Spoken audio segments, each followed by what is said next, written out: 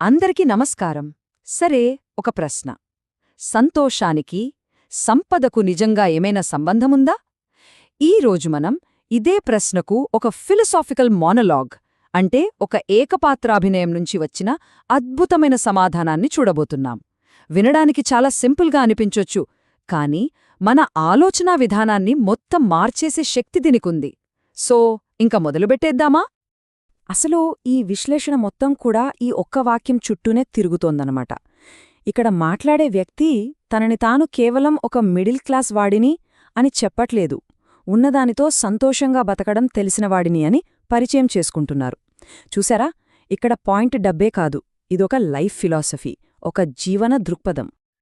సరే, ఇప్పుడు ఈ తత్వమేంటో కాస్త లోతుగా చూద్దాం. ఇక్కడ అసలు పాయింట్ ఏంటంటే సోషల్ స్టేటస్ కాదు, సంతృప్తితో కూడిన మైండ్ సెట్ అంటే ఏంటో ఇప్పుడు తెలుసుకుందాం. ఇక్కడ మనం ఒకటి గుర్తుపెట్టుకోవాలి. సంతృప్తి అంటే ఏదో సర్దుకుపోవడం, కాంప్రమైజ్ అవడం కాదు, అదొక యాక్టివ్ చాయిస్. అంటే నా పరిస్థితి ఇంతే అని యాక్సెప్ట్ చేయడం కాదు, నా దగ్గరున్న వాటితోనే నేను సంతోషంగా ఉంటాను అని డిసైడ్ అవడం. ఇదొక స్కిల్ లాంటిదనమాట. ఆ వ్యక్తి చెప్పేది కూడా అదే. అయితే తన పాయింట్ని ప్రూవ్ చేయడానికి ఆయన ఒక 3 చాలా పవర్ఫుల్ ఎగ్జాంపుల్స్ వాడతారు.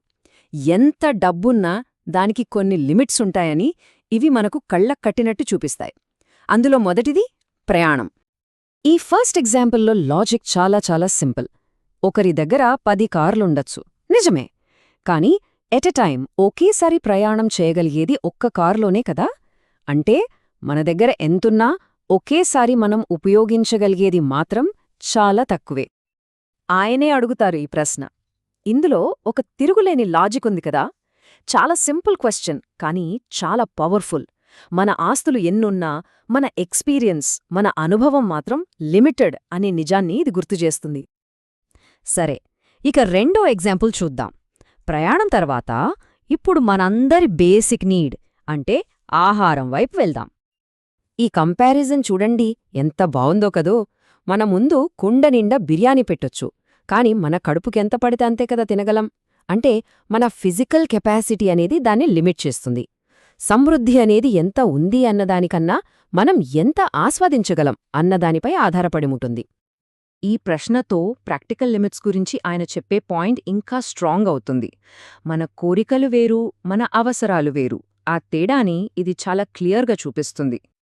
ఇక ఫైనల్గా మూడో ఎగ్జాంపుల్. ఇది విశ్రాంతి గురించి. ఇది కూడా మనందరి మరో బేసిక్ హ్యూమన్ నీడ్. ఇక్కడ కూడా సేమ్ లాజిక్ అప్లై అవుతుంది. ఇంట్లో 10 బెడ్రూమ్లుండొచ్చు, కాని మనం పడుకునేది మాత్రం ఒకే ఒక్క బెడ్ మీదే కదా. అల్టిమేట్గా చూస్తే మన అసలైన అవసరం చాలా సింపుల్గా ఉంటుంది. ఈ చివరి ప్రశ్నతో ఆయన తన ఆర్గ్యుమెంట్ని దాదాపుగా ముగిస్తారు.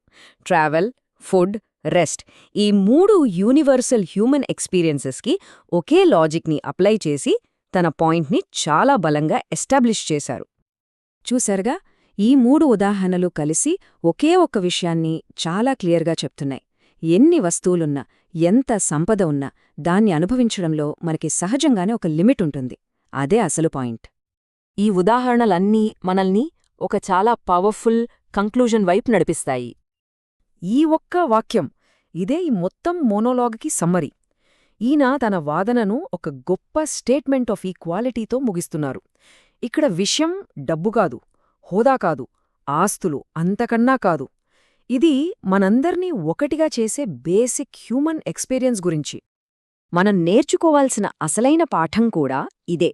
ఈ అనాలిసిస్ మనల్ని మన బ్యాంక్ బ్యాలెన్స్ల ఆధారంగా కాదు, మన ప్రాథమిక అవసరాల ఆధారంగా సమానుల్ని చేస్తోంది.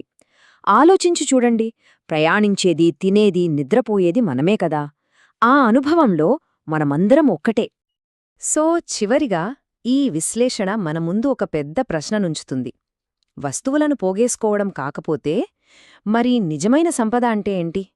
బహుశా ఆ సమాధానం ఉన్నదానితో సంతోషంగా జీవించగల ఆ కెపాసిటీలోనే ఉందేమో. ఏమంటారు? ఆలోచించండి.